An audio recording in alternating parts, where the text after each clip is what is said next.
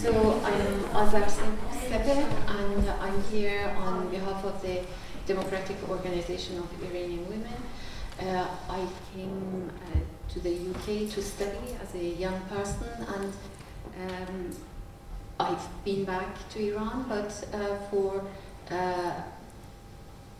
for a long time I've been active with Democratic Organization of Iranian Women since the revolution, since 1979. For just a very brief account of Democratic Organization of Iranian Women, it was founded in 1943, and its most immediate task was the fight against fascism. It became banned with other progressive organizations, and it was very active after the 1979 revolution. Because we only have 10 minutes, I will get into the contribution. So thank you very much for the invitation, and greetings to everyone on the occasion of the 8th of March. The celebration of International Women's Day is an acknowledgement of the struggle of women worldwide for equality and social justice. On this day, each year, we tally the successes and setbacks of the struggle. Iran's case is no exception. Since September, Iran has been the scene of great turmoil, with heroic women and girls driving the movement, which has become known by its core slogan, Women Like Freedom. In the past 4 decades, women have organized and led many protests for democratic rights and freedoms. Some examples are the effective million signature campaign for women's rights, the chain of impromptu protests by women against the hijab following Vida Movahed's protests, where she removed her scarf in the main thoroughfare of Tehran, the Enqilab Avenue, and was followed since by many other women who would be arrested immediately. And the protests of prisoners' mothers asking for information for the fate of their loved ones after the mass executions of 1988. Khatami became Iran's 5th president in 1997, largely due to the participation of women in the elections, having promised reforms. Women mobilized for those imprisoned or killed in the protests of 2009, 2010, when Mahmoud Ahmadinejad was declared president, while the more popular support was for Mousavi and Karoubi. The protests of December 2017 to January 2018, at the time of Rouhani's presidency, over the dire state of the economy and the rise in prices, and the nationwide protests in November 2019 due to the threefold rise in fuel prices. These clashes on that year lasted till July 2020, and according to the Interior Ministry, 1,500 were killed. Women have been integral to each of these protests. Many women activists from those protests have been killed, were imprisoned, or are still in prisons across Iran. Among them, human rights lawyers and women's rights activists, such as Nasrin Sotoudeh, Nargis Mohammadi, Zainab Jalalian, Mariam Akbari Monfared, and Sepideh Qolimi. The Islamic Republic has made misogynistic laws and behavior the cornerstone of its identity. The imposition of Sharia on the people of Iran has deprived women of many of their human rights. Last summer, the Supreme Leader called for harsher response to women's so-called bad hijab.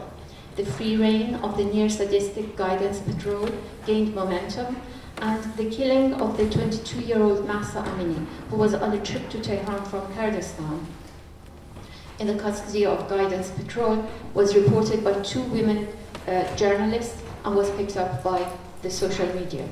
The protests that were triggered by Mahsa's killing were led by women who demanded an end to the state's daily violence and humiliation of women.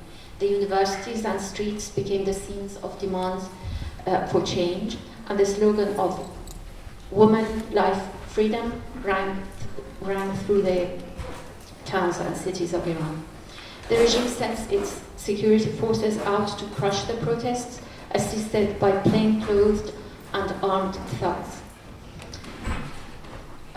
Countless men and women have been killed, injured or maimed by pellets shot into their faces or sensitive parts of the body. At least 71 innocent children have been killed. Rape and sexual abuse of women and girls on arrest is another form of aggression that is practiced towards women. The disappearance of protesters has become commonplace. Battered bodies of many women have been found days after their disappearance. The protests have included workers, teachers, university professors, artists, retirees, athletes, and school children. The protests started with the demand for an end to the violation of women's human rights and the killing of Mahsa Amini, but they soon turned to the demand for an end to the regime's rule. The openness of the slogan, Women, Life, Freedom, allowed for the broadest strata to feel included in its demands. The deepening class divide has reached a crisis point in Iran. Millions are living precariously, with zero-hour contracts, low and unpaid wages, massive inflation, ever-increasing cost of living, and a national currency in free fall. The prospects for the young are bleak, and for women even more so. There are no jobs, the pay is low, even for university graduates. There is little access to affordable housing, there is a shortage of many goods and necessities. Corruption is rife, and the regime uses its security forces to silence critics. The class divide is massive, with supercars being like Maserati and Ferrari, etc., being a common sight in Tehran, while the number of street children and the destitute is increasing. The gated communities of the wealthy North Tehran are a harsh contrast to the slums of the capital South and East. More than 20% of the population lives below the poverty line, and the unemployment rate among young people in some provinces is up to 70%. A new sinister development has emerged in Iran. Over the last 3 months, well above 1,000 school children, some put it at several thousand, have been poisoned by N2 gas. Many have been hospitalized. These cases that first started in the traditional city of Qom are reported to have been repeated in numerous provinces. 25 are reported out of the 31, and up to 230 schools. This is a perilous time for our people and our country. There are individuals, organizations, foreign powers, and the reactionary states in the region who want to take advantage of the uprising in our country for their own strategic interests. It is essential that with vigilance and united action of all progressive forces, we prevent any foreign interference. What is needed for the success of the movement is a coalition of political forces that can gain the support of the working people and popular strata with a joint action plan to meet the urgent demands of the majority of the Iranian people. Several independent trade union and civil organizations, as they call themselves, recently announced their minimum program for the Women, Life, Freedom protest by publishing a 12-point charter. This charter stresses on the immediate and unconditional release of political prisoners and public trial of those responsible for the suppression of the protests, for freedom of thought, expression, press, organization, association, the immediate end to the death penalty and the law of retribution, and an end to all forms of torture, and the declaration of full equality for women's rights with men.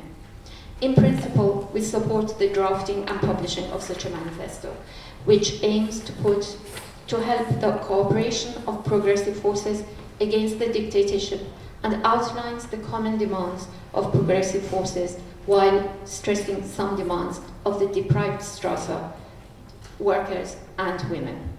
We value the effort to gain the support of the world's progressive and influential political and civil forces for Iran's popular and anti-dictatorship movement, including through United Nations, the Human Rights Council, or through the International Labour Organization and the World Peace Council and trade unions.